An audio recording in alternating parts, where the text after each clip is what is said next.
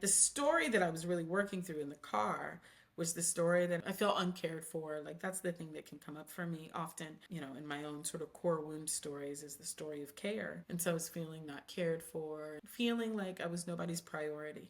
And through this comedy of other errors, each person came through and was like, I'm prioritizing you in this moment. All this care you think is lacking is actually the entire world conspiring for your care, Sonya.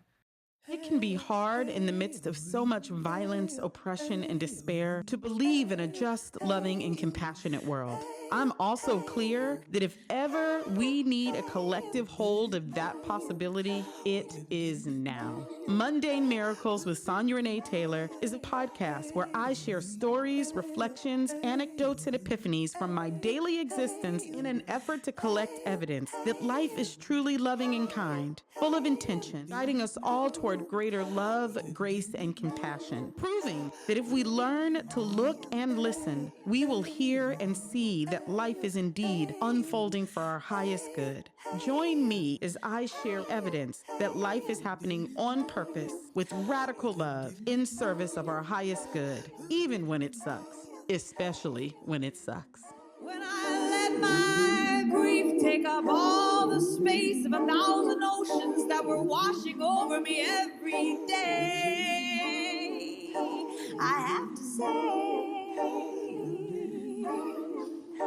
I felt joy. I felt joy, oh boy. I felt unexpected, unusual, surprising waves of joy. Hello, friends. Welcome to Mundane Miracles with Sonya Renee Taylor, the podcast where we collect evidence that life is happening on purpose, in radical self-love, in service of our highest good, even when it sucks. Especially when it sucks. I am glad to be back with you all. I am sorry. I feel like my lighting situation isn't what I want it to be. Here's what I want you to know. Every day, I'm just in here trying to figure it out, y'all. I'm not your tech girl. I just be in here trying to figure it out. I really do. But I'm going to give myself a little bit more light and see if that helps.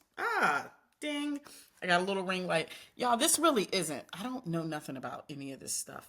So this really is just me winging it, trying to make it happen. As you all may know, we have we are in Mercury retrograde. We're 2 days in. And when I tell you that it's been giving me playing in my face immediately. My microphone cord broke today as I went to go record. My laptop wouldn't come on for 3 days. It's a whole situation. And that's okay. We're going to make it work, this whole situation. As you can see, I'm coming from the gym. It has been a wild ride. Since the last time I talked to you all, this is how it went. We were in my birthday season. Shout out to Sagittarians.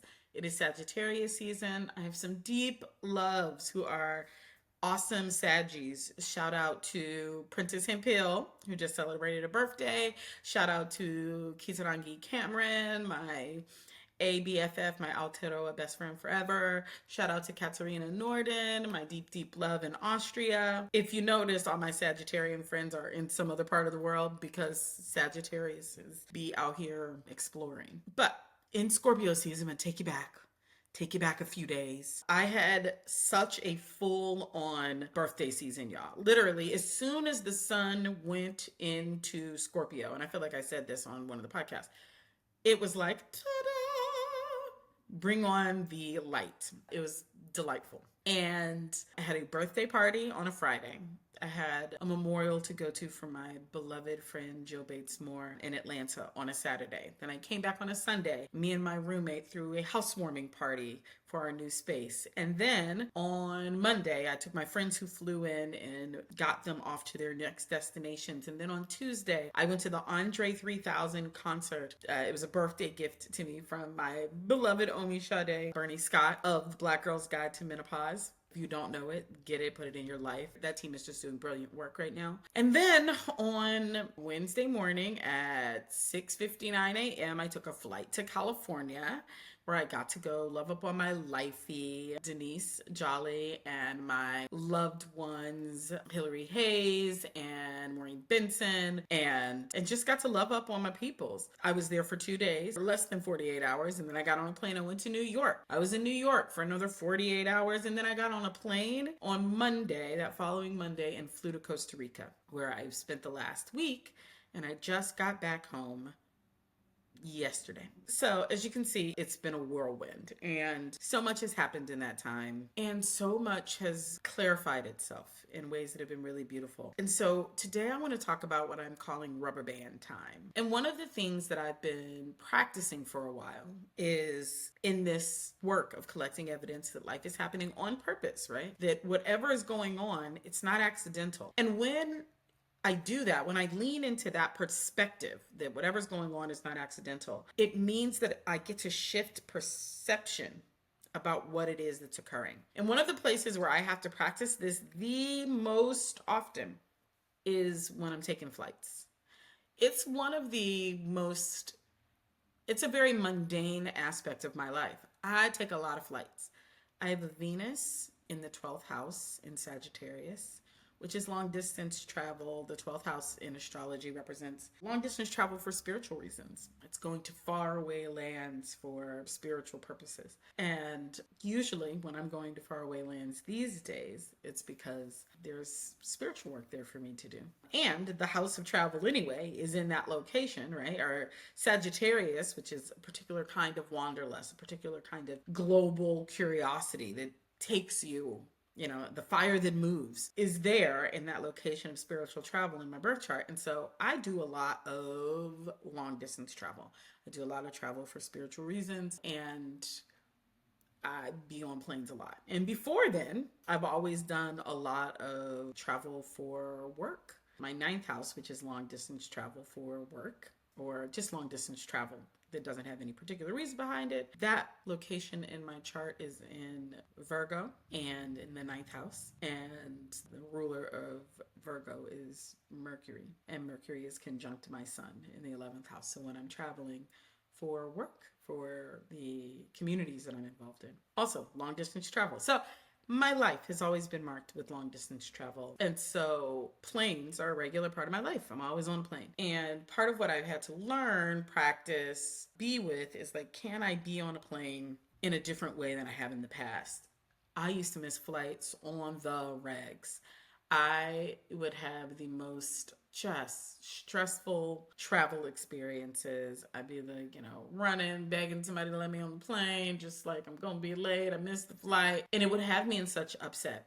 And one of the most recent times that happened actually was in 2022. I was traveling to Morocco. And I was traveling to Morocco for a writer's retreat. And coming back from that, and there's an episode about that writer's retreat and some really beautiful mundane miracles that occurred in that space, which you all will get a chance to hear about at a different point. But I was leaving that writer's retreat and had a layover in Spain, in Madrid. And I was sitting, and I had access to the lounge that day, and I was kicking it, chilling. Your girl was chilling in the lounge. And I was like, okay, my flight is at 8 o'clock, is what I thought. Now, the problem is those international flights often put the times in military time, or what I know as military time. So there's 12, right, o'clock, and then there's 13 o'clock and 14 o'clock and 15 o'clock. And somewhere in my brain, I thought the flight was at 5 o'clock, because that's what I made 15 o'clock mean. Flight was not at 5 o'clock. And I'm in the lounge chilling. This was one of them lounges that had the good food, y'all.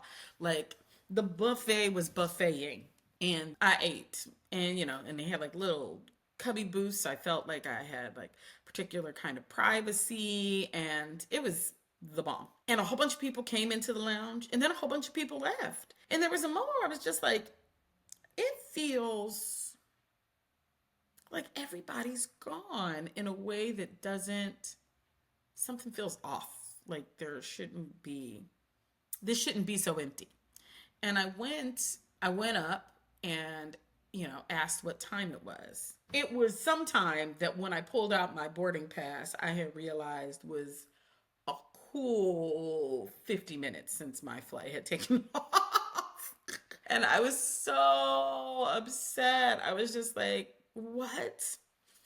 And, I go to the agent and I'm like, here's what happened. And they're like, right, well. And it was one of these days where it was a Pluto transit. Let me be clear. It was a Pluto transit. And what you should know about Pluto, which rules Scorpio, is its energies are very, very, very big in my existence. And what's funny is Mars also rules Scorpio. I have far less Mars energy. I used to, at my younger years, I had way more Mars energy. I would say basically anything past 35, I got real Plutonian. Pluto vibes kicked in hard. And so Pluto is the planet of deep transformation. Ultimately, it's destroys things, transforms things inalterably. Like you can't go back. Once it has been changed, it's changed permanently. I like to talk about Pluto as the planet concerned with power. And ultimately, I relate to the stars as all of them as benefic. And part of the reason I do that is because our assessment of what's good and bad isn't accurate in the spiritual realm, right? In the spiritual realm, life is neutral and experiences are experiences. And we may have a perspective about what those experiences mean. We may have a perspective about whether we like them or don't like them, but they are just what they are. And so what we call awful is not necessarily awful in the spiritual realm. It just is. But I believe that the just is always for something that ultimately we would call good. And because here's my premise, all of life is love, right? And all of life is asking to remember itself as love. And so love is the ultimate good thing. Whatever it takes for us to remember we are love, for life to remember its love, is just fine.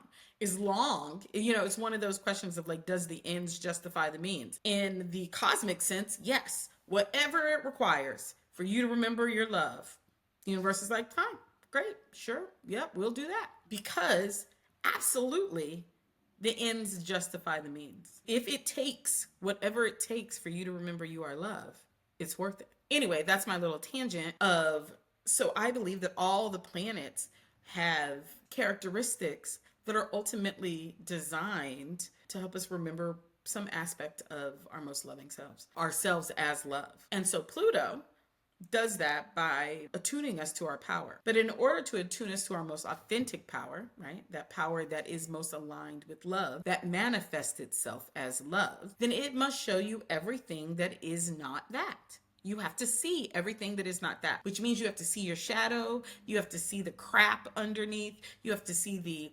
ego-driven power plays. You have to see the deep fears. Because guess what? Once you confront all of those things, what are you? More powerful, more authentically powerful in the truth of power, which is love.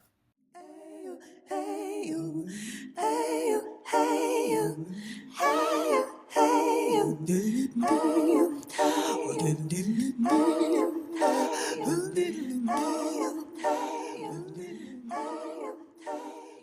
and so it was a Pluto transit. And in this Pluto transit, I am talking to this gate agent, and the gate agent is like, sorry, you're not getting out here today. It's a wrap for you. I'm trying all kinds of angles. I'm trying to get on all these other things. It's not happening, and it's going to be expensive, right? So I'm like, okay. I am like, all right, just suck it up, buttercup, deal with it. So I get a flight. It's like 7:30 in the morning. I was flying business class. It was like, you won't be flying business class now if you want to get home. So I get a hotel that I have to pay for out of pocket. Like this is just racked up money. Now, what is true is I went to a vegan restaurant somewhere in Madrid that had the best vegan calamari I've ever eaten in my life. To this day, I want to know how they did it. It was fantastic. I go the next morning. I believe my flight was canceled. This was a Mercury square Pluto transit is what was happening. Mercury, the planet of communications. So then I had to get on a different flight because the morning flight ends up canceled. I call the gate agent again It was clear it was his first day at work. He had never had this job before. When I tell you that he put me on hold 3 times for like 25 minutes each time. Well, I tell you that it was the most cumbersome, frustrating. Like by the end, I was just like, why? And here's how Pluto's working, right? It's like, oh, your fear that you're not going to get home. Oh, what's the worst that this could be? Right? This is my personal hell, is to just be trapped in some sort of mundanity on repeat forever with incompetence. Absolute hell. It would be like somebody asking me to stand in the DMV and fill out paperwork and interact with the customer service rep there, who continues to send me back and tell me that some I wasn't dotted correctly on the form, but for eternity. That's Sonya's personal hell. I was in my personal hell that day. I must have been a total 90 minutes on the phone with him. Every time he came back, there was something he had done wrong that he had to go back and fix. By the time I was done with him, I was in full on tears. And I was like, why must everything be so hard? I just want to go home. By the time he was finished, I was in full on activation and trigger with every story I have ever had about how I'm never going to have home and it's always going to be so hard and life just wants me to suffer. It was a terrible time. And eventually I did get home, and it did cost me some extra money. And I was able to see how big the story was, right? I was able to be like, oh, yes, this was an unpleasant experience, but we took it to, you ain't never gonna have home and life is conspiring for your suffering, Sonya. Oh, that story is definitely in the way of my power. That story definitely doesn't help me remember I am love.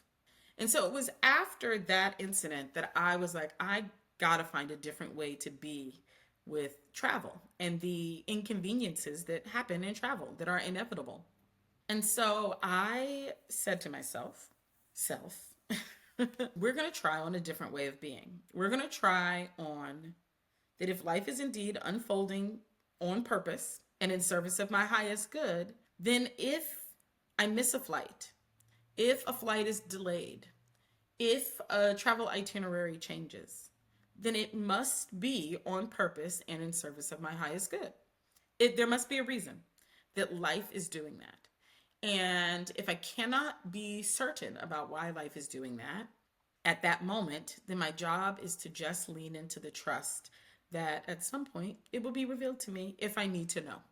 And so I started practicing with that as the energy. I started moving with that as how I would meet flights. But the other thing that I started doing was, because I'm a person who historically has been really chronically late. I was really bad about it up until one of the former editors of Everyday Feminism. I don't know if you all remember that website. It might still be around. Everyday Feminism was run by a guy named Derek and a woman named Sandra Kim. And Derek built the Body Is Not an Apologies website. And Everyday Feminism was incredibly helpful in our early years of starting the digital media platform. And one time I had a meeting with Derek, and he said, every meeting we've had so far, Sonya, you've been late, and it really disrespects my time, and it makes me feel not valued. And I mean, my God, I am a Cancer moon. Which means I'm deeply sensitive, and the only thing I want, my little heart's desire, is to make sure that people feel valued and nurtured and cared for. And so as soon as he said he didn't feel valued by me, that kicked me into gear. And I am far less late than I used to be, although sometimes I am still late. But when I'm running late, what I do now is I ask life to slow time down. Is it possible, please, to slow time down so that I can make this flight? So these are the things I've been practicing: asking to slow time down and trusting that if I miss the flight, it's because I need to, or if the things are delayed, whatever it is that's happening, it's on purpose.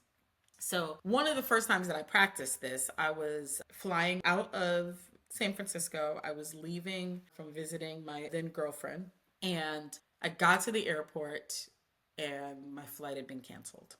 Oh, well, first it was delayed. It hadn't been canceled yet. It was delayed. And it was nighttime. It was like 11 o'clock. The flight was supposed to leave maybe at 10 or something like that. I get to the airport at 9:30. There's no flight. It's delayed now till 10:30. You know, I've been flying from most of my adult life, and so I know how the patterns work. If you get too late on a nighttime flight, oftentimes the pilot will be over hours, and then they'll be like, sorry, we can't take you tonight. Or we'll try to find another pilot. Things that generally don't happen, and then you're in a hotel for the night. And so it was delayed till 10:30, and then it got delayed till 11:30, and I was like, I don't trust this flight is leaving. And I had a connecting flight, so I was like flying from, I don't remember where I was going, y'all. There's way too many flights since then. But I do know that I had a connecting flight. And so I went up to the guy and I was like, hey, do you think this flight is leaving here tonight? And he's like, we're not sure, maybe, da da da da da da da. And I was like, actually, is it possible? I would rather fly out tomorrow morning. Is it possible to fly out tomorrow morning? And he's like, yeah, sure. Or not sure, let me check. And so he goes in the computer and types in all the things. And then I'm like, is it possible? I said, I'm on a connecting flight. Can I get a direct flight in the morning? And he was like, let's see. And he's working his magic, and he was very friendly and whatever else. And one of the things that I'm practicing when I do this is like keeping my energy really high, really trusting, like really not just like saying it, but really trying to be in the like, I can trust that this is happening, right? That this is in service of my highest good. And that every person I'm interacting with, all parties involved in the situation, are also operating in service of my highest good. I can trust that. And so just bringing that energy to the interaction makes people want to help you, y'all.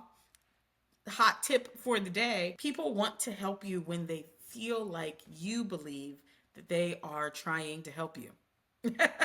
Because guess what feels good?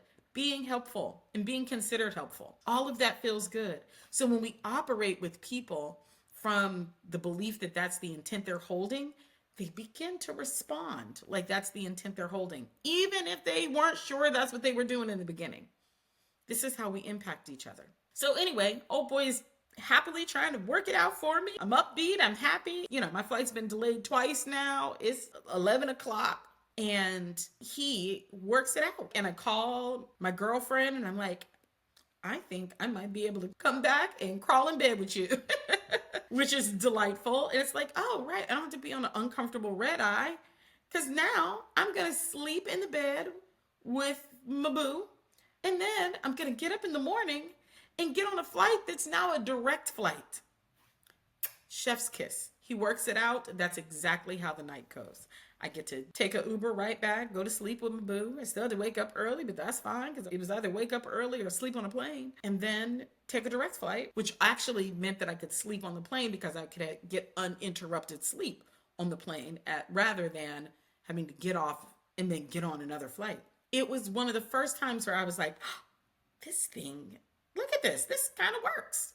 I think maybe this works a little bit. So I was super happy. And ever since then, I've been practicing it. And every once and again, I get an opportunity to like really see it at play. A few months ago during the summer, I was in Los Angeles. And there are lots of beautiful serendipitous things that occurred on that trip. But I was with a friend and she dropped me off. She lived in the mountains, Topanga Canyon. And she took me into town, and I was going to take an Uber. She had an appointment, so she couldn't take me to the airport. So I was taking Uber from the little town into the city. I leave with more than enough time. I call the Uber. The Uber's like, great, I'll be there in 15 minutes. And then the time starts going up. I'll be there in 30 minutes. I'll be there in 45 minutes. The Uber that was supposed to be there in 15 minutes takes 45 minutes to arrive. And he's like, I'm so sorry. It's all the traffic. And this is definitely one of those days where I'm like, you gotta be kidding me. Like, and I feel like there was something of relative importance that I was going to do. And I can't remember exactly what it was now. But whatever it was, it felt like it was of relative importance that I really felt like I kind of needed to make this flight. So I am in the car. And then, of course, we're hitting traffic. I'm just like, oh. And then I'm like, okay, Sonya, you have a practice for this. And I'm like, okay, I do have a practice for this. I have a practice for this. All right, are we going to step it? Okay, what is this practice? First, I trust that if I'm to make this flight, I will make this flight.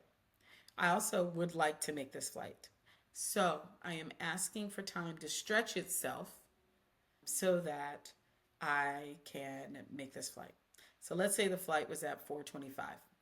And the guy comes to get me. I'm checked in online, right? And I don't have a bag to check. I just have a carry-on. So I check in online. I've got, yeah, I was just in LA for a night. That's exactly what it was. It was like, oh, I'm just in LA for a night. And I'd flown in from the Bay. I'd flown in from the Bay and I was flying back to the Bay. But I had a bunch of stuff to do. So I needed it to like go. So it's 4:25. The plane is taking off. I call the car service at 2:15. He comes to pick me up at 3 o'clock. My flight leaves at 4:25. I'm in Los Angeles trying to get to LAX from Topanga Canyon. And when I tell you every bit of construction, slow moving, everything that could have unfolded was unfolding. And I'm in the car and I'm like, we're going to trust. And then I just would breathe into it. I could feel the anxiety starting to like bubble up. And then I would just take a deep breath and be like, I trust that this is unfolding in service of my highest good. And I'm asking time to slow down. And then I would start looking at the clock on his car. And I would look at the clock and it was 3 o'clock and we're sitting in traffic. But time is moving hella slow. It was like 3:10. Then it was 3:20. But it felt like it was taking a long time for those things to uncover. He pulls me up to the airport at 4 o'clock. He pulls me up to the airport at 4 o'clock, y'all, for a 4:25 flight. A 4:25 flight. Oh my gosh, this was delightful. I get to the gate, or to the TSA. There's no one there. It's completely empty, except for one person who's in front of me. I go through, and then the people call my name. It's Sonya Renee Taylor in the thing. And I'm like, right? And so I'm like, okay, I guess I gotta run. So, but I can only run so much. Like, I mean, I can run more than I used to be able to run, but I'm still not your running girl. So I'm a light trot. I also have like some significant pain in my knee. And so I'm like, yeah, this is a light trot. So I'm lightly trotting. It's 4:10. Right? So I got 5 minutes before they close the gate and don't let me on the plane. It's like Moses had parted the Red Sea for me to make this flight. It was bananas. And I get there and I'm trotting onto the plane and I'm like, it's me. And they're like, are you Sonya? Are you Sonya Renee Taylor? And I say, yes, I am. And as I go to give the woman my ticket to get on the plane, this other woman is standing there and she's like, and we love you so much. Thank you for all you do. And she's applauding me as I make it to the plane. It was such a delightful, sweet, bananas moment where literally, had any of that timing been different, I would have missed the flight. This woman, who obviously was inspired by my work, would have not had the opportunity to meet me in that moment, to cheer me on as I ran to the flight. Me getting that piece of recognition felt so sweet, and like just a reminder that I was indeed on the path I was meant to be on. It was so clear that it was unfolding on purpose and in service of my highest good. And again, part of what I think I'm always offering in these stories is you could decide that's completely not true. I could be making all of that up. Like, none of this is on purpose and it's not in service of your highest good. Cool. My question to you is, does that perspective give you access to peace, power, pleasure, joy, or ease? Because if it doesn't, is it serving you? And I find that believing that life is happening on purpose and in service of my highest good serves me. It serves me better than all the other stories. And so I'm like, word, I'm going to stick with this version, this particular perspective, because it's a far more pleasant perspective than its alternatives.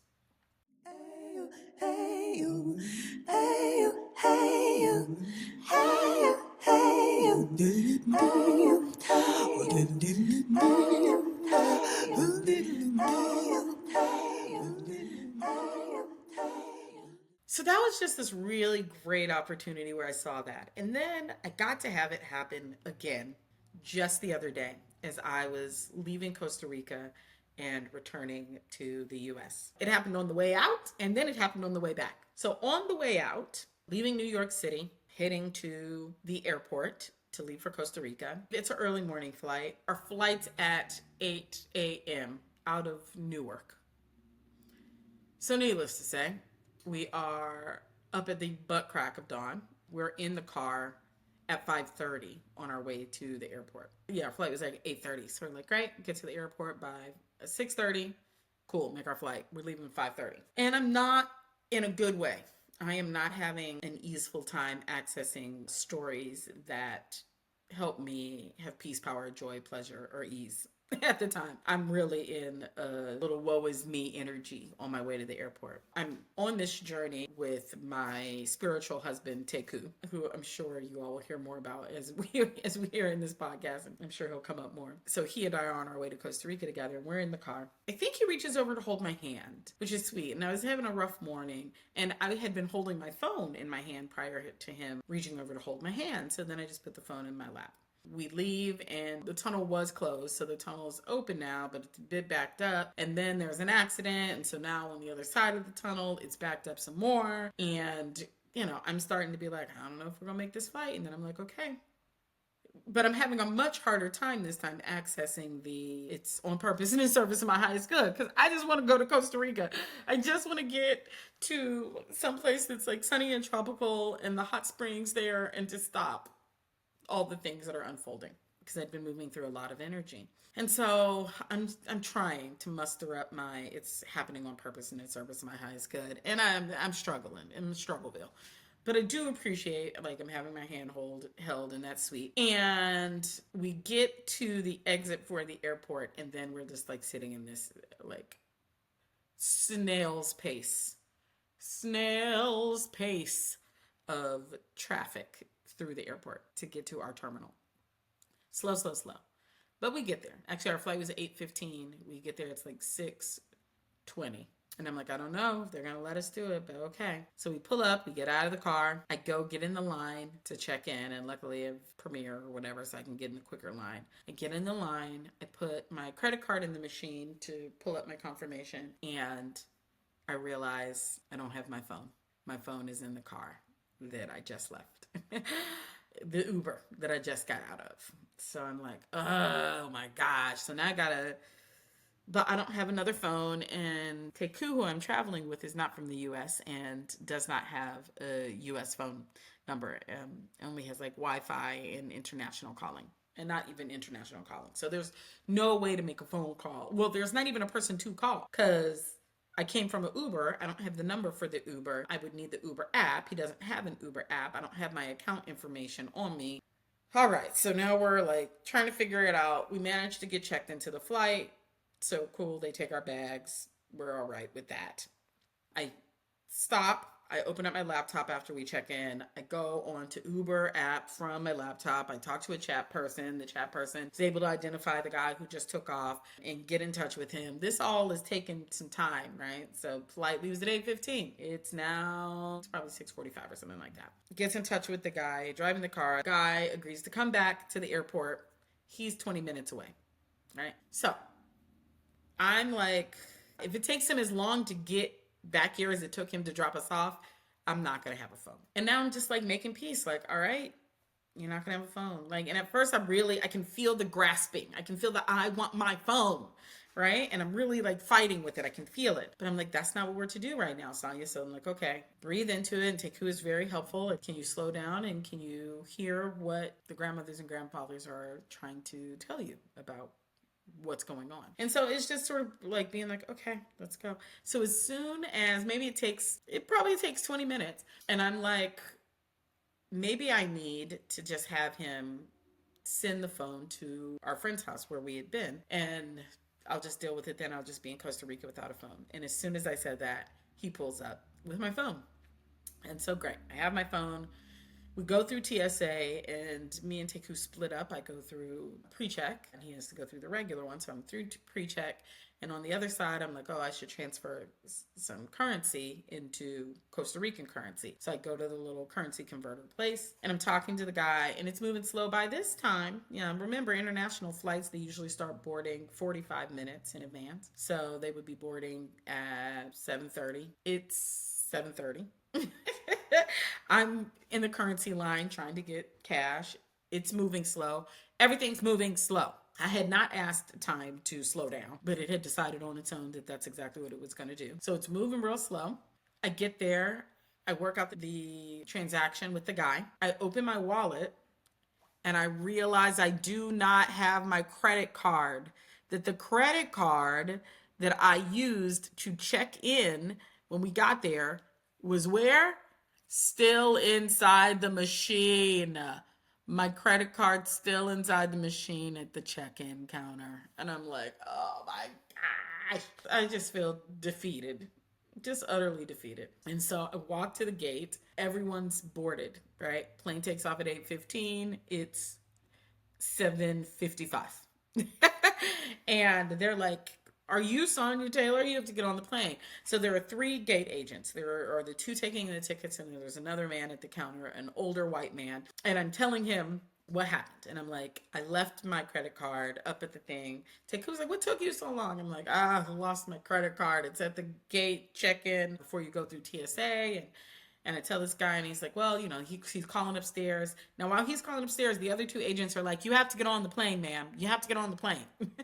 And I'm like, just shut up. You're sitting over here. Like, they don't care about my credit card. So Teku is slowly talking to this gentleman and kind of helping give him, because I think he could just tell I was like fried at this point. I have very little patience left. So this is a great example of I wasn't doing it great, right? This practice that I have, I was doing very imperfectly, but I was still trying to do it. As soon as I get on the plane, I have them check me in. I'm walking the jet bridge. Teku's like, well, I have my card and we'll be fine, whatever. Like, maybe we'll just need to cancel it. Because the guy's like, well, if we get it back, we'll have it in the lost and found here at Newark Airport. I don't live in New York. I don't fly out of Newark. I was like, it's a wrap for that card. If it's there, that's where it's going to stay. Because there's nothing I can do. So as soon as I'm on the jet bridge, I'm like, you know what? All right, I'll just cancel the card and just be without a card in Costa Rica. And as soon as I said it, I see him running down the jet bridge. We're the last people. We're about to step foot onto the plane. And he's like, I got it. And he's waving it like Charlie in the Chocolate Factory. He's got the golden ticket. He runs. And it was so clear that he was so happy to have done this for me. And I was so deeply appreciative. I tried to give him some cash to tip him. I had tipped the Uber driver for bringing the card back. And I was trying to tip him, and he was like, no. Just have an amazing time in Costa Rica. I'm so glad I was able to help. And it was just this really sweet moment of life being like, there's help everywhere, Sonya. Right? The story that I was really working through in the car was the story that I just was like, I felt uncared for. Like, that's the thing that can come up for me often, in my own sort of core wound stories, is the story of care. And so I was feeling not cared for, feeling like I was nobody's priority. And through this comedy of other errors, each person came through and was like, I'm prioritizing you in this moment. I'm prioritizing getting your phone back to you. I'm prioritizing getting your credit card back to you. I am prioritizing standing beside you and being a partner in this while you navigate it. All this care you think is lacking is actually the entire world conspiring for your care, Sonya. Everything is caring for you all the time. The currency guy moving slow enough for you to open your wallet and realize your credit card was still up there is caring for you. All of it. It was such a great reminder that it's all just working exactly as it should. And that the only thing that is ours to really do is to try to trust that. To try to trust that it really is trying to unfold exactly the way we want it to. Even if it isn't exactly the way we want it to, it's definitely in service of our highest good. Hey you, hey you, hey you, hey you, hey you, hey you,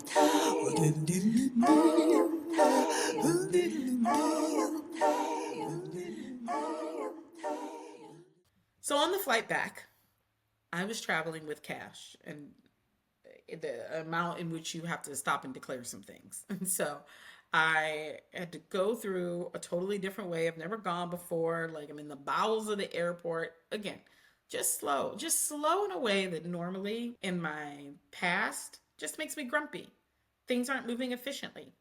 Why isn't this happening faster? And I can get inside of that sort of orientation. And I was so clear that it was like, just do what's in front of you, girl, and stop complaining. And so I'm walking through the bowels of the airport and I'm just, doing it. And again, reminding myself, if you make the flight or you don't make the flight, because at this point there was a connecting flight. And I was in Miami and I was like, I don't want to spend the night in Miami, but if I'm supposed to spend the night in Miami, then I'll spend the night in Miami. All right. So I get through, I'm going through all the pieces and parts and places. And I finally get to the other side of, they give my bags, I have to take it to a person, I got to take it into the bowels. An officer has to fill out a form with me and all this other stuff. We do all of that. And then I finally am on the other side. And as I'm walking to my gate, that's a million miles away because it's Miami Airport, a young person stops me and they say, by any chance are you Sonya Renee Taylor?